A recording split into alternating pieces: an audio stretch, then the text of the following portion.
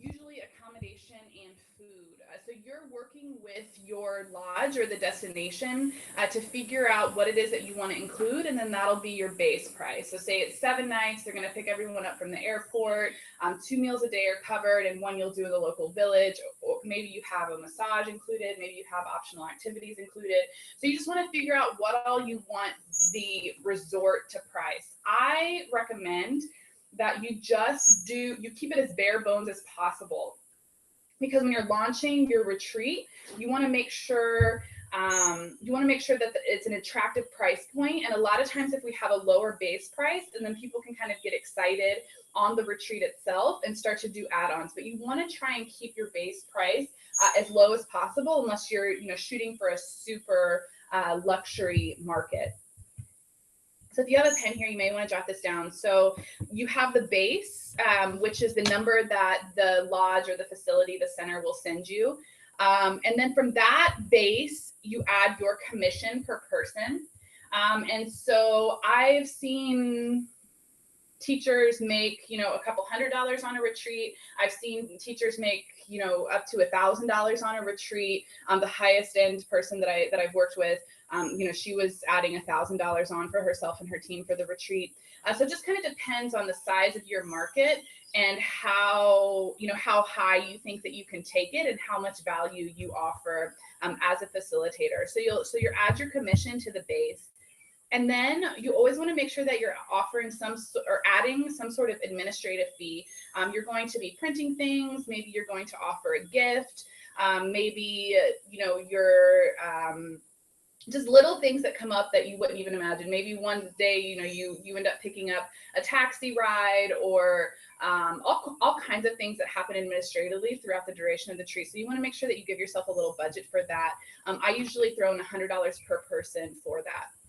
The next piece is the cost of customer acquisition. So for those of you that are doing paid advertising for your programs, it is going to cost you a certain amount of money per person. We find at Passion Yoga School, it costs me about $80 to secure one person.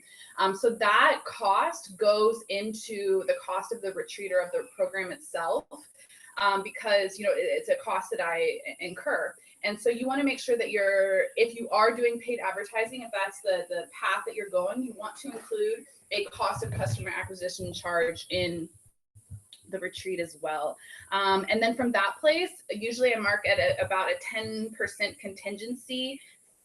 Things that come up, a mistake that you make, or who knows what, something that's unforeseeable. And so usually I'll take all of those things. I'll have the base, I'll have the commission, the administrative fee, the cost of customer acquisition, and then I'll add a 10% fee to that just as a contingency, plus our credit card fees, right, which are at right around 5%, depending on your provider, 2.9%, but by the time you wire to the lodges and all of these things, we market it at 5%. And so that is going to be the base of your pricing structure. And so you want to keep it, you want to give yourself some wiggle room, because there will be all sorts of unforeseen things that come up. And so, so that's kind of a base for pricing. And if you guys have questions, we can cover those here at the end of the webinar. The next piece I want to talk about is building your audience. And so social media, of course, is a great tool. And there's lots of podcasts and things like this at sixfigureyogi.com that you can check out around. There's one, Social Smotional, it's called, but about kind of the limitations of social media. And so social media is a great platform to develop your branding, but you really want to make sure that you're getting into that second point, which is the email list, for those of you that are really wanting to build a business with live events. And so you're using your social media as a tool to offer different promotions and different incentives for people to get back to your website to build your email list. And one of the best ways to do that is through a lead magnet or a free gift. So for example, if you go to sixfigureyogi.com, there's a free online marketing and conscious business growth e-course that you can get there. And what that does is that gives you 21 incredible lectures with me, live video lectures. And what I'm doing there is I'm starting to build my relationship with you. You're getting to know my teaching style. You're getting to know me. You're getting to know, what it is that I'm passionate about. And then as time develops, hopefully we can continue to deepen our relationship, in that way. So yes, so a lead magnet. So you can think of some sort of free gift. Maybe it's a recorded meditation with you that you're giving in exchange for your email address. I have an online e-retreat as well at passionyogaschool.com that has 7 online videos with me, lectures on philosophy, a comprehensive vegan meal plan that people can get. But you can start small, right? You can have some, maybe even a PDF on, a roadmap for outlining the life of your dreams, or whatever it is that it relates to your offering, and it's an introductory gift. It's an introductory way for people to begin to get to know you, to know, like, and trust you. And so you have the social media, you're using the social media to get them to your website. And then once they get to the website, there is a tool there where they can enter their email address, and then you're sending them an automated email with this gift. So really common, Intraport, Aweber, MailChimp, GetDrip is what we use. Lots of different phenomenal email providers that you can tap into to start to automate your emails. And if you want more on that, you can listen in on the podcast at sixfigureyogi.com. And I go a lot deeper into those sorts of things. The next thing is you really want to maximize, who is already in your community. So you're brainstorming friends, you're brainstorming family, you're making an active list of everyone that you think, would like to sign up for something like this. You're updating your social media cover pages. You are creating professional branding. Canva is a great resource for those of you that like the social media. You can use that with Instagram. You can use that with Facebook. And Canva is going to allow you to start to build super professional, great looking photos with text and information to start to promote yourself, promote your programs and your brand. So you can check that out. And you just, periodically want to be offering reminders of the program. So it's important that most of your what you're sharing with your community, your emails and your social media, are content-based. You're sharing insights into your life. You're sharing, like we have free lectures behind the asana. So we're sharing value regularly. And then every once in a while, we're reminding our students how they can support us, via visiting us here in Costa Rica, or the other, ongoing programs that we have in the company. So you don't want to just blast people all the time with these sorts of promotional materials, but it is important that you have, a folder on your computer that holds those professional materials that you can start to use. The last 2 points here for building your audience are more advanced techniques, but it's important to mention. So joint venture is when you connect and you hook up with someone else that is in your market, but is offering a different sort of service. And they launch your program to their email list, and you launch their program to your email list is usually how that looks. So if you have friends that are already in the online entrepreneurial space that have a nice sized list, maybe they would be willing to promote and blast your program to their list, for example, if they get a percentage feedback, maybe commission, something like that. So you kind of want to tap into, especially those of you that are already, internet entrepreneurs, tap into those resources. And developing those relationships, we do that through social prospecting. So for example, on Passion Yoga School, we have the Goddess Rising interviews. And what those are other entrepreneurs in the wellness, healing, empowerment space that are out there doing an incredible job of uplifting the divine feminine. And so we interview these women and we post their blogs to our website. And what happens is those women also share those blogs on their social media, and then it's getting traffic back to our website. So we're sharing their story with our network, and they're also sharing our story with their network. So we're switching platforms and slowly working to build each other's platforms through social prospecting relationships. So those are just some ideas that you can use to start to grow your audience. Customer relationship management, or CRM. So we start to build our leads, and we can use lots of different ways to do this, right? We're using our social media to do this. We're using our website to collect information from people.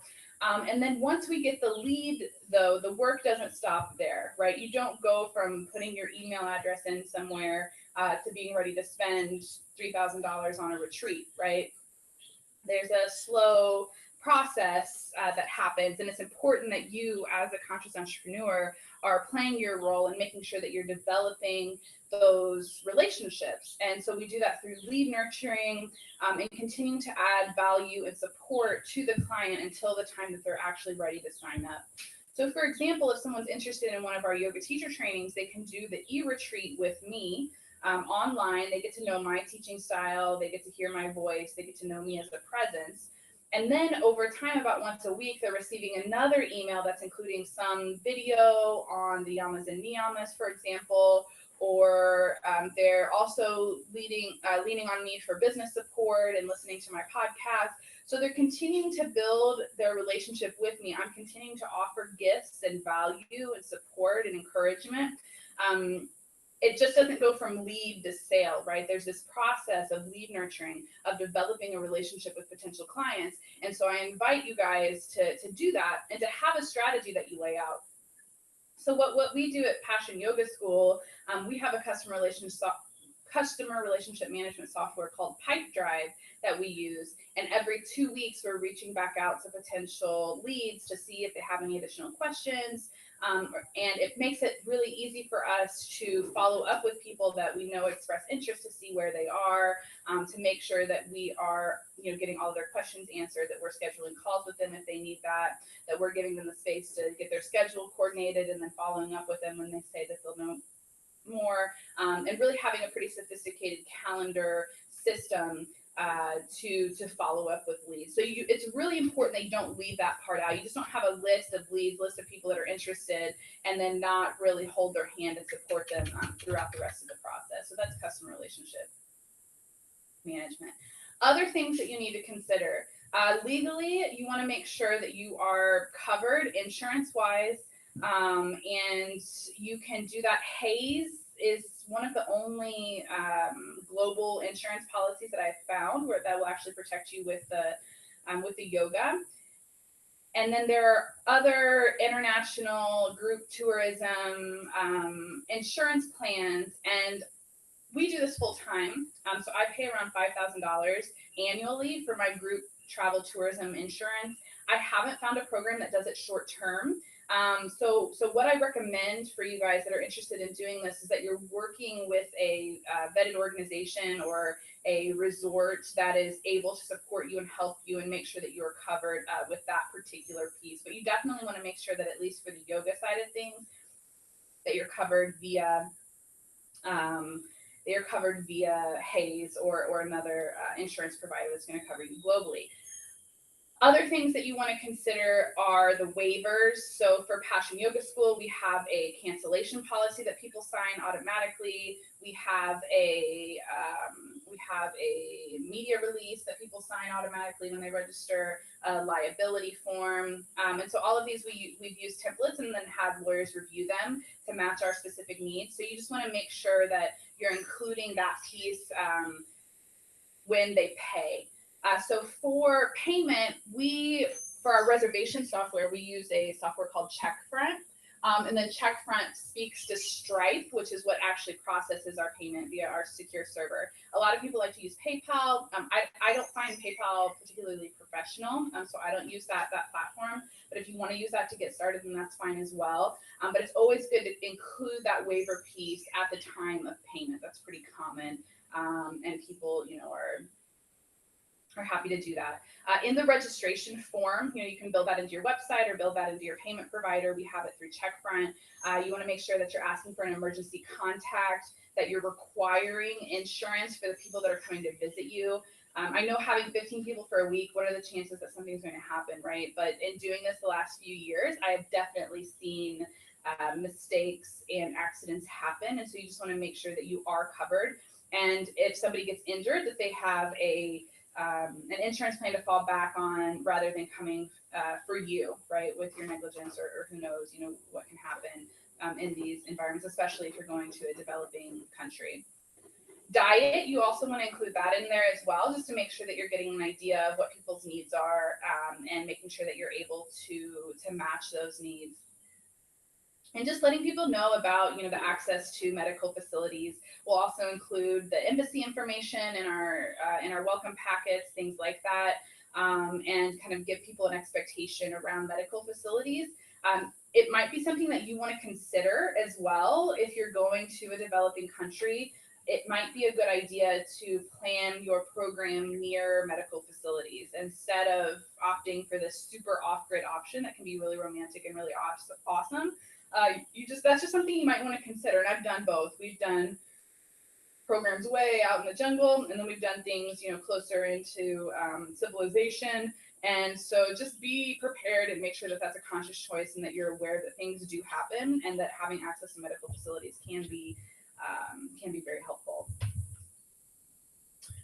So the next thing that I want to talk a little bit about is opportunities to stay involved with us. And so that was just kind of a rough outline that I used to develop my own programs, the working pieces in my own programs.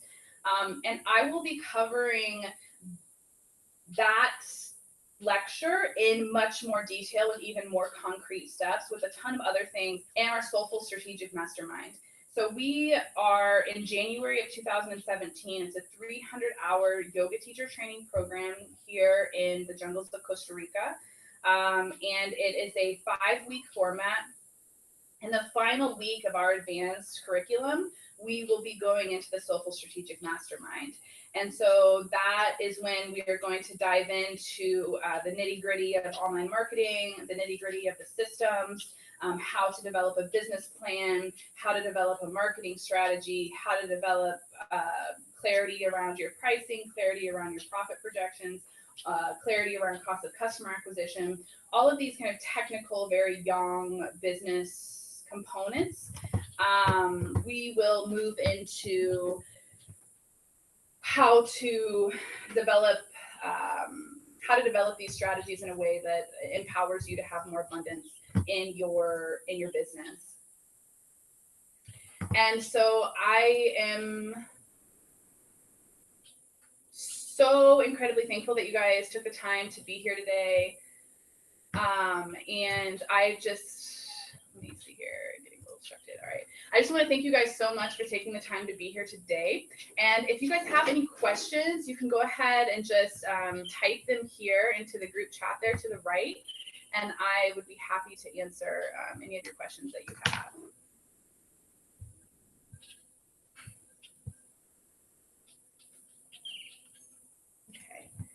Well, all of you can reach me at sixfigureyogi@gmail.com. I am happy to answer your questions. You can listen to the podcast at sixfigureyogi.com. It's available on iTunes as well.